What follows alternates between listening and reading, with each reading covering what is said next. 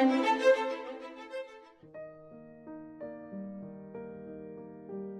classicisme français est un mouvement culturel, esthétique et esthétique, défini après coup par le critique du IXe siècle qui se développait en France et exerçait une influence notable en Europe à la limite du XVIIe et XVIIIe siècle, de 1660 à 1725 environ. Il se définit par un ensemble de valeurs et de critères qui dessinent un idéal s'incarnant dans l'honnête homme et qui développe une esthétique fondée sur l'inspiration des anciens. Comment est apparu le terme classiciste en tant que mouvement littéraire? Au XVIIe siècle, on ne retrouve pas le terme classicisme, mais le dictionnaire définit l'adjectif classique à partir du latin classicus et lui attribue un sens scolaire. Il sert à qualifier un auteur dont l'œuvre fait autorité que l'on considère comme modèle. Virgile et Cicéron sont donnés comme exemple dans la définition d'Antoine Furetière en 1690. Le classicisme est un mouvement artistique et littéraire qui s'est développé en Europe du XVIIe au XVIIIe siècle. Il est caractérisé par un retour à la culture et à l'esthétique de l'Antiquité gréco-romaine. L'histoire du classicisme remonte à la Renaissance, où l'intérêt pour l'Antiquité a commencé à se développer. Bien que confondu avec le règne de Louis XIV, l'idéal classique a trouvé ses bases dès 1620 à 1630. Dans le domaine de la langue, le grammairien Vaugelas, 1585 à 1650, influencé par Malherbe de 1555 à 1628, distingue en le bon usage de la cour et l'usage populaire. Vers 1635 à 1640, les théoriciens s'attachent déjà à définir les règles de chaque genre: poésie, comédie, tragédie. Enfin, l'Académie française, fondée en 1635, a pour triple mission de fixer le langage, les règles de juger les livres qui lui sont présentés et de fournir des modèles de style. Vers 1672, la doctrine classique est déjà constituée. Cependant, ce n'est qu'au XVIIe siècle que le classicisme a pris une forme plus influente, en particulier en France. En résumé, le classicisme a été un mouvement influent dans l'histoire de l'art et de la culture européenne, caractérisé par son retour à l'Antiquité gréco-romaine et à sa recherche de clarté, de rationalité et d'ordre. Le classicisme a exercé une grande influence sur la littérature, l'architecture, la musique et les arts visuels. Les œuvres classiques sont caractérisées par la clarté, la simplicité, les ordres, la rationalité, en opposition au style baroque plus extravagant et ornemental. En littérature, les écrivains classiques ont cherché à imiter les auteurs de l'Antiquité en utilisant les formes littéraires telles que la tragédie, la comédie, l'épopée et l'autre. Ils ont cherché à décrire des personnages qui étaient des exemples de vertu et de raison, en se concentrant sur la clarté et la précision de leur écriture. Les auteurs classiques les plus connus sont Molière, Racine, Corneille et Voltaire. En architecture, le XVIIe siècle a été marqué par l'émergence du style baroque en France, caractérisé par des décorations élaborées, des courbes complexes, des ornements sculpturaux et des symétries. Des exemples d'architecture baroque en France comprennent le château de Versailles et l'église Sainte-Marie-Madeleine à Paris. En musique, le XVIIe siècle a vu l'émergence de la musique baroque, caractérisée par les harmonies complexes et l'utilisation des techniques telles que le contrepoint, Les compositeurs célèbres de cette période en France incluent Jean-Baptiste Lully et François Couperin. En sculpture, le classicisme français est né pendant le XVIIe siècle grâce aux travaux de nombreux sculpteurs tels que François Girardon et Antoine Cossevors. Cette période a vu l'émergence de sculptures monumentales pour les jardins royaux, ainsi que des portraits et des sculptures religieuses. En peinture, le XVIIe siècle a été marqué par la naissance du barreau en France, qui a connu un grand succès sous les règnes de Louis XIV. Le style baroque était caractérisé par des effets dramatiques et théâtraux. Les peintres les plus célèbres de cette période en France étaient Nicolas Poussin, Georges de la Tour et Philippe de Champaigne. Principe numéro 1. Entreprendre une normalisation de la langue française.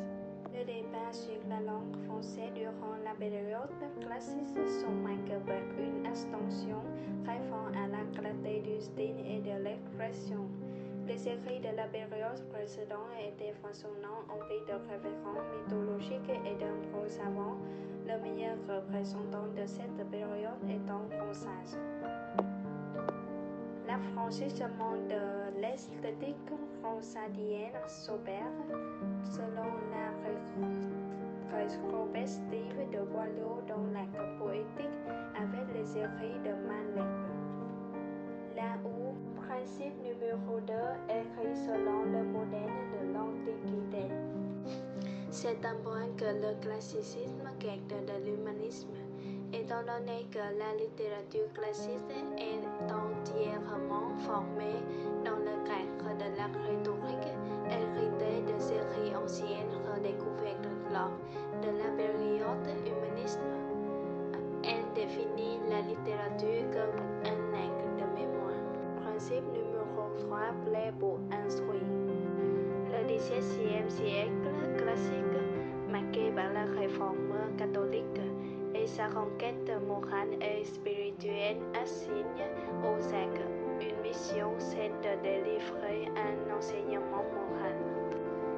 Des procès sont intentés aux auteurs si leurs œuvres ne fournissent pas des voies d'éducation morale, ce qui montre que la littérature de l'époque n'a pas encore conquis sa véritable autonomie, qu'elle est jugée sur des critères extra-esthétiques, en particulier moraux et théologiques.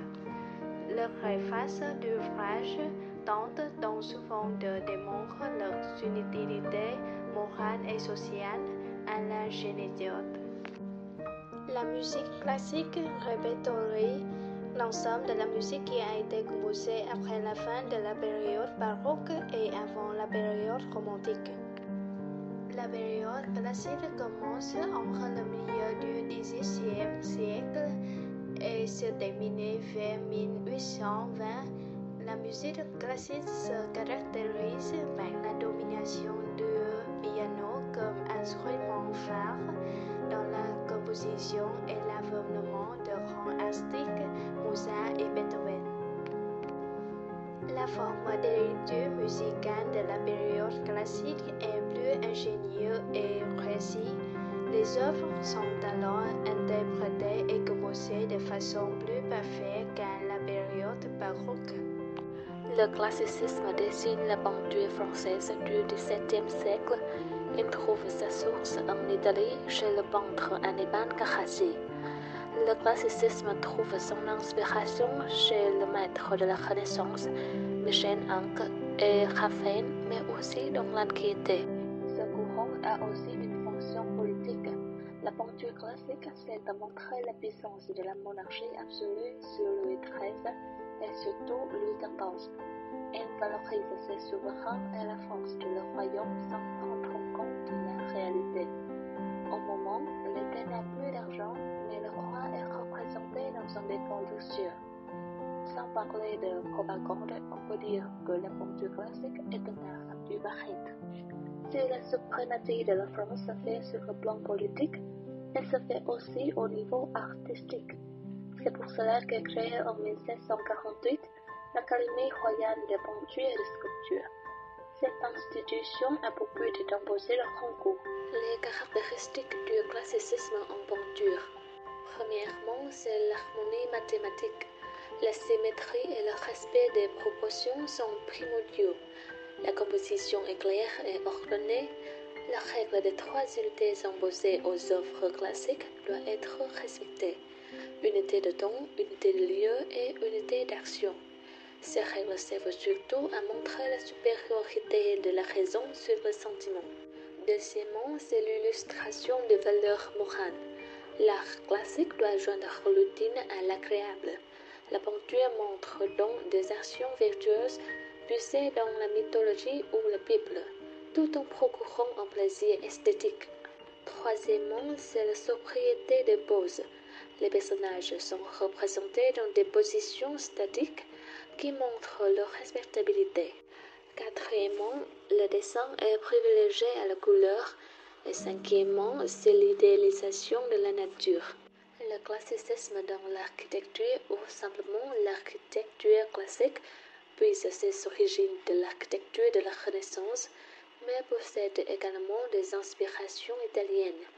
Les initiateurs de ce mouvement dans l'architecture sont Salomon de Brosse et François Mansa. Cette architecture, à l'époque, était le reflet de la puissance du roi de France à l'étranger. La construction la plus représentative de ce mouvement est bien évidemment le château de Versailles.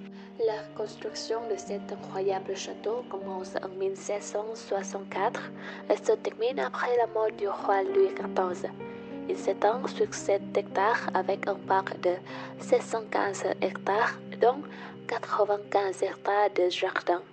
Le château comprend 2300 pièces, dont certains très connus comme la galerie de glace.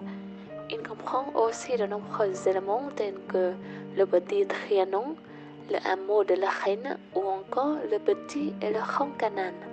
Le château est construit avec différents matériaux. Les plus présents sont l'ardoise d'Angers, le bois, le bronze, l'or, le plomb et la brique. Le château de Versailles est la plus grande représentation du classicisme dans l'architecture.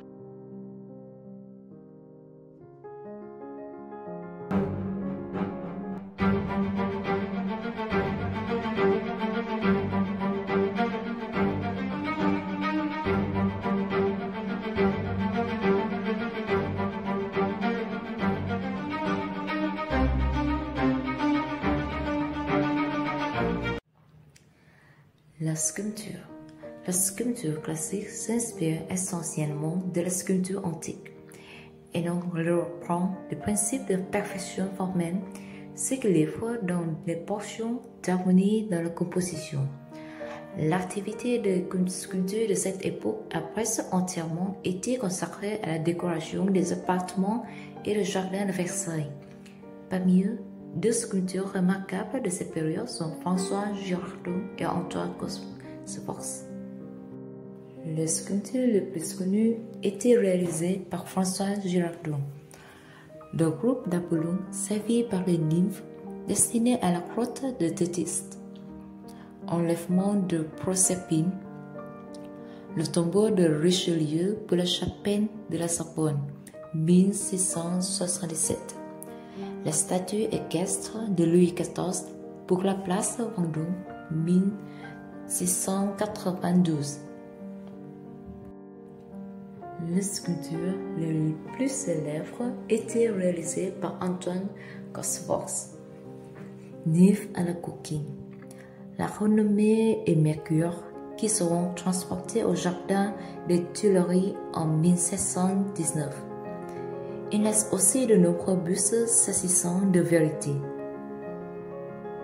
Le XVIIe siècle est traversé par 2 styles artistiques, le baroque et le classicisme, qui expriment 2 visions du monde fondamentalement opposées, au mouvement perpétuel et aux jeux infinis de l'illusion baroque, s'oppose le goût classique de composition stable et équilibrée.